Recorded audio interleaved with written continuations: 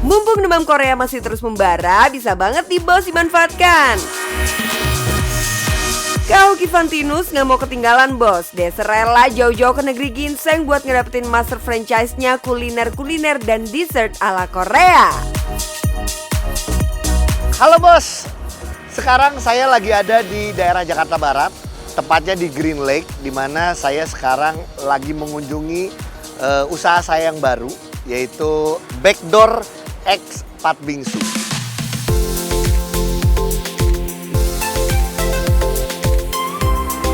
Silakan masuk, yuk. Jadi ini adalah tempatnya, ini baru buka kita, karena ini adalah Pat Bingsu yang kesekian lah ya, kalau saya lupa sebenarnya keberapanya.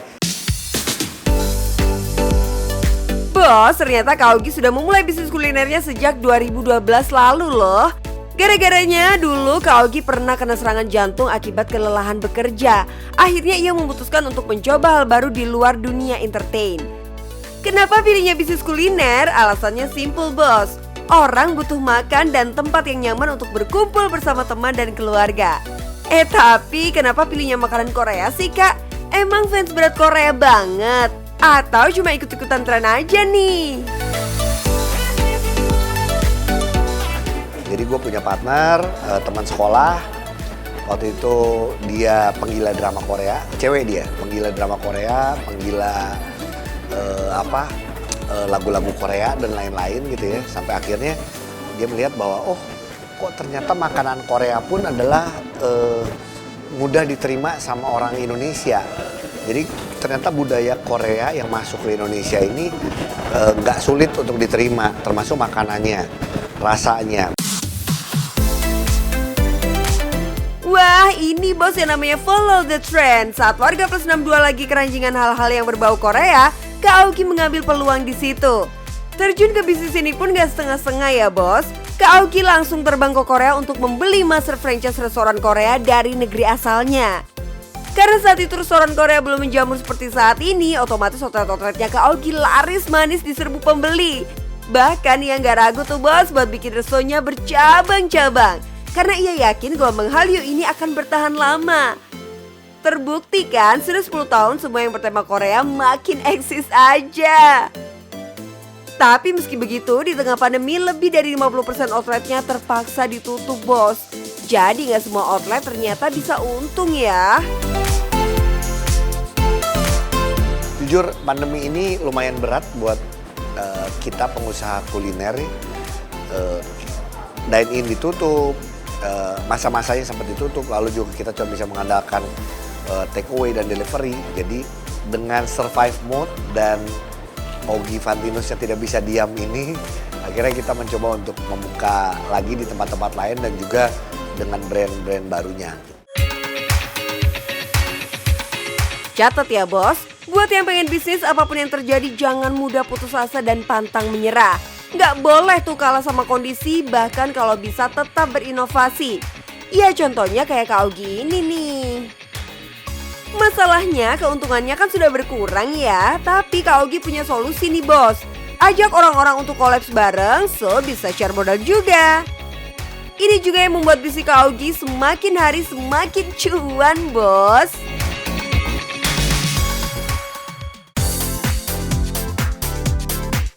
Bisnis kolaps ini bisa dibilang sukses buat Kak Augie. Karena dengan strategi kolaborasi ini beberapa usahanya malah terbantu dan bisa bertahan di situasi pandemi. Bayangin nih bos, untuk harga sewa tempat aja pastinya udah nelen biaya yang gak sedikit kan ya. Belum lagi biaya operasional lainnya tuh. Nah pasti ada yang tanya, kalau kolaps kayak gitu pembagian keuntungannya gimana dong? Berpartner sama temen, berpartner sama keluarga, buat gue nggak ada masalah. Selama semuanya ngomongin dari awal apapun itu dan kerjasamanya profesional. Jadi mau berpartner sama siapa aja nggak masalah ya bos, asal inget perjanjian di awal tadi. Seperti Kak Augie dan Johnny ini nih, meskipun baru kenal tapi rasa-rasanya kayak udah kenal lama banget. Meski keuntungan tidak bisa dinikmati sendiri, tapi kalau usahanya menggurita, ya ujung-ujungnya tetap cuan lah ya.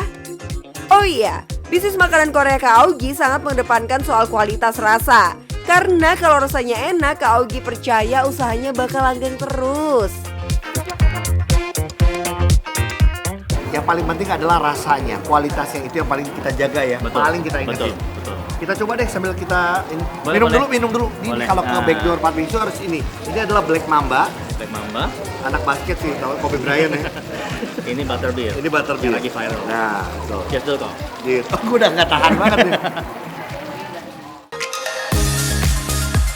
Dalam berbisnis, Kak Aogi memberlakukan diferensiasi harga. Dia sendiri memasang range antara 20 ribuan sampai 130 ribu rupiah, so terjangkau banget untuk semua target pasar. Tips lainnya lagi adalah membuat paketan porsi. Ada yang paket perorangan atau paket rombongan kayak gini, jadi bisa lebih murah karena belinya lebih banyak. Untuk bos-bos di rumah yang nggak mau membangun usaha bisnis restoran Korea dari nol, bisa banget nih beli franchise-nya ke Kak Aogi. Start dari harga 50 juta rupiah sampai 500 juta rupiah tergantung modal yang kamu miliki. Kalau kata Kak Aogi sih mau kolaps bareng juga bisa kok. Bos, kita mau makan bimbing dulu ya. Pokoknya usaha aja. Yang penting cuan, bos.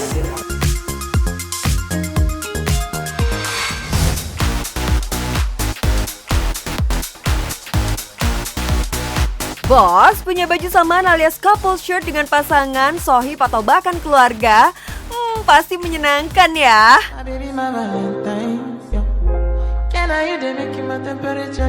Maunya sih jangan sampai motif baju couple-nya pasaran. Duh, bisa keki kalau ketemu orang yang nggak dikenal, bajunya samaan. Tapi mau bikin custom takut kemahalan. Duh, ada solusinya nggak sih? Tenang, ada nih baju couple dengan harga terjangkau. Di sini kalian bahkan bisa pakai desain sendiri biar nggak ada yang nyamain, bos. Jenis dan pilihan warnanya juga banyak banget. Duh, semacam one stop shopping gitu deh, bos. Bisnis kaos sablon kayak gini dari dulu emang gak ada matinya, bos. Dari yang cara konvensional, yaitu dicetak satu-satu pakai papan, sampai akhirnya berkembang menggunakan teknologi digital printing. Secuan apa ya bisnis sablon seperti ini? Kuy, ini dia tempatnya. Halo bos. Nah, aku Gaby, aku perwakilan marketing dari Citytex dan aku pengen ngajak kalian nih yang penasaran Citytex itu bisnis kayak apa sih? Yuk ikut aku. Nah, jadi Citytex itu adalah distributor kaos polos terbesar di Indonesia dan juga sablon satuan. Lanjut ngomongin bisnis kaos dan sablonan ya, bos. Sekilas sih tempatnya mirip banget sama distro pada umumnya ya. Bedanya di sini tersedia kaos, sweater atau hoodie yang semuanya dijual polosan. Lengkap dengan stiker, sablon dan mesin presnya juga. Nah, sekarang aku juga pengen kasih lihat ke kalian stiker sablon yang tersedia di Storia Citytex. Nah, ini dia nih, stiker sablonnya itu mulai dari 5 ribuan aja. Pilihannya ada banyak banget, kalian nggak perlu bingung kalau misalnya kalian mau nyablon tapi nggak punya desain. Di sini kita langsung prosesnya itu cepet banget, cuma 5 detik. Kalian datang ke sini udah bisa bawa kaos dengan juga sablon. Untuk harga kaos dengan kualitas 30S dijual start Rp38.000, sedangkan sablonannya mulai dari Rp5.000. Jadi modal satu kaos lengkap dengan sablonnya bisa kalian dapatkan under Rp50.000 tuh. Duh, kalau dijual sekitar Rp80-100.000 per kaosnya udah cuan banget ya, bos. Tinggal atur strategi marketing yang pas buat nge-grab target pasarnya. Kalau kondisi seperti sekarang sih, bos, enaknya sistem PO. Jadi kalian nggak perlu lagi keluarin modal di awal. Tinggal suruh bayar DP terus kalian proses deh barangnya. Usahakan DP yang diberikan sudah dapat menutup modal beli kaos dan sablonnya. Oh iya, buat bos-bos yang nggak bisa desain, kakak-kakak di Citytex ini juga bisa bantu, bos. Harga sablon customnya start Rp20.000 saja. Oh iya bos, kalian pasti bertanya-tanya nih, ini kan kalau kita mau bikin clothingan distro caranya kayak tadi. Tapi gimana nih kalau kita mau bikin bisnis sablonnya itu sendiri? Peralatan canggih dengan stok baju yang banyak, apa modalnya nggak terlalu gede buat pemula? Jadi historinya itu awalnya itu kita di tahun 2012 kami punya bisnis printing kecil yaitu sablon DTG. Terus kita juga jadi supplier multi brand untuk kaos polos seperti American Apparel, Fruit of the Loom, Champion, Triple A, Flexfit dan juga Stalls. Terus kita juga ngelihat kalau misalnya peluang kaos polos itu sangat besar di Indonesia. Akhirnya kita bikin brand sendiri deh. Kuncinya adalah keahlian kita melihat peluang, bos. Selama orang-orang masih pakai kaos oblong, polo shirt, hoodie, dan teman-temannya, bisnis sablon bakalan ada pasarnya. Padahal nih bos, tahun 2012 usaha distro sedang terpuruk, tapi tidak menyurutkan niat City-Tex untuk memulai usahanya. Bahkan mereka membuat inovasi yang bisa dibilang tepat sasaran ke target marketnya. Nggak bisa jual kaos jadinya, ya jual aja kaos polos dan sablon custom satuan. Memang kita kan sudah memulai bisnis ini dari tahun 2012 gitu, kita sudah memulainya dan kita juga melihat kalau peluang dari bisnis kaos polos dan sablon ini akan terus berkembang gitu, dan kita juga tentunya nggak tinggal diam, kita tetap mempersiapkan strategi pemasarannya mengikuti teknologi yang berkembang pada saat ini. Nah, betul banget tuh bos, diperlukan inovasi dan juga kreativitas agar usaha kita bisa langgeng. Dan yang paling penting nih bos, kalian harus tetap ngikutin tren yang sedang berjalan. Tuh, lihat mereka aja sampai membuat mini studio untuk membuat konten dan juga live sale. Gak cuma itu loh, kerjasama dengan para content creator juga merupakan salah satu strategi marketing yang ampuh untuk ningkatin penjualan. Dari sini mereka bisa menjual ribuan pieces kaos polos per outletnya. Jadi kalau kita ambil harga terendah kaos polosnya aja Rp38.000 dikali 1000 pieces, totalnya kurang lebih Rp38 juta omset per hari dari setiap outlet. Tinggal kalian kalikan aja sebulan plus dikali lagi sama 43 outlet milik City-Tex yang tersebar di seluruh Indonesia. Mantap ngitungin cuan orang, bikin mupeng aja nih. Nolnya berapa bos? Hitung aja sendiri, cuan banget deh pokoknya.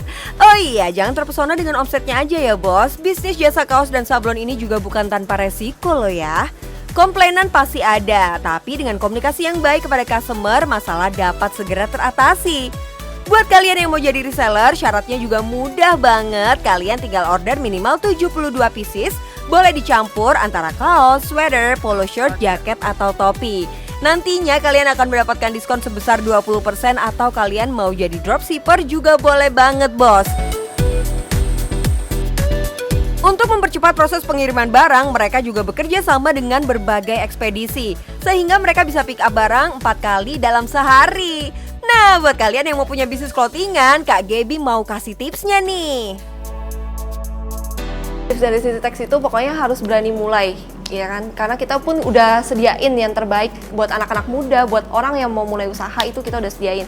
Kita sediain reseller, dropshipper, dan dropshipper itu kita tanpa syarat gitu kan.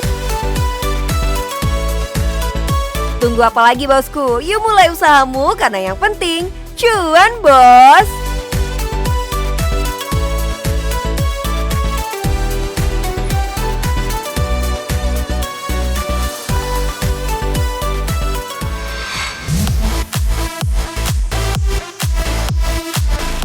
Bakso aci akhir-akhir ini mendadak viral dan sangat disukai masyarakat.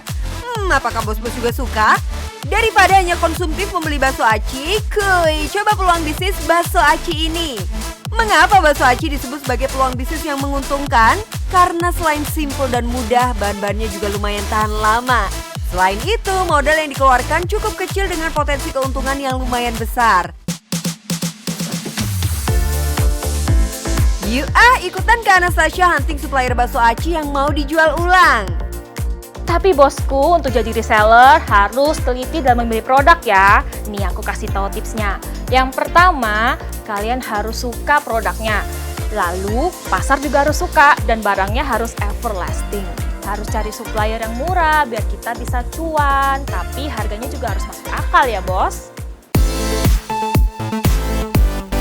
Bener banget bosku, cari supplier dengan harga murah pasti bikin kita cuan.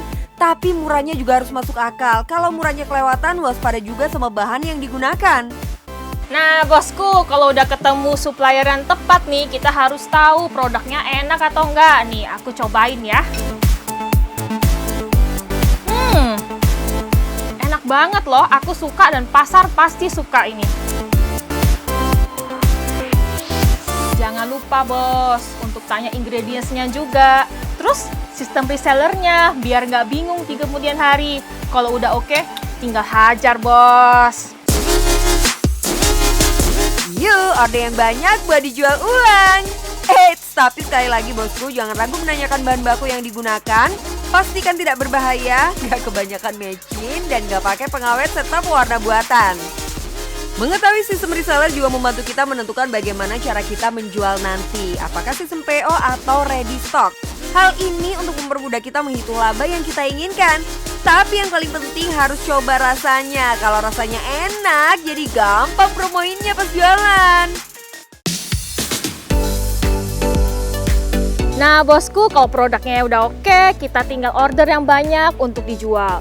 Tapi jangan langsung dijual bos, karena kita harus tambah satu item tambahan biar kita beda dari reseller yang lain. Kali ini aku akan bikin pangsit rebus. Nih catat bahannya ya bos. Pertama kita pakai file paha ayam. Kenapa pilih paha? Karena untuk pembuatan sejenis pangsit rebus, siomay dan dimsum, pakai bagian paha supaya terasa lebih juicy.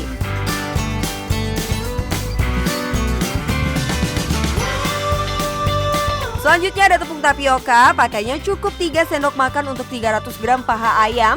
Biar pangsitmu terasa enak dan premium, gak cuma gluten doang gitu. Tapi tenang, tetap cuan kok. Selanjutnya masuk ke dunia perbumbuan. Ada garam, lada, kecap asin, saus tiram, minyak wijen, dan bacuman bawang atau pakai bawang cincang halus juga bisa. Sekarang udah jadi nih isiannya bos. Yuk kita bungkus jadi pangsit rebus. Terakhir untuk mengikat bahan ada telur 1 butir aja. Nah buat bungkus semua adonan siapin kulit pangsit yang tipis. Bukan yang tebel loh ya, karena beda kegunaan. Untuk yang satu ini khusus pangsit rebus, bukan kerupuk pangsit. Nah ini udah jadi. Sekarang kita tinggal kukus.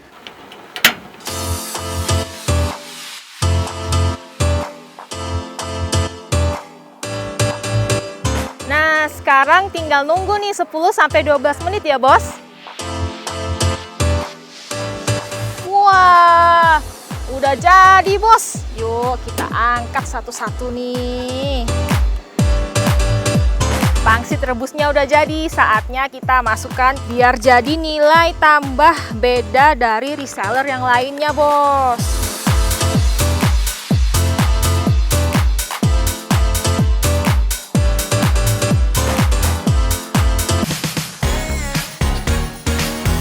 Gak pernah bosen kita ingatkan kalau bisnis itu gak cuma soal menyediakan produknya bos, tapi juga gimana cara masarinnya.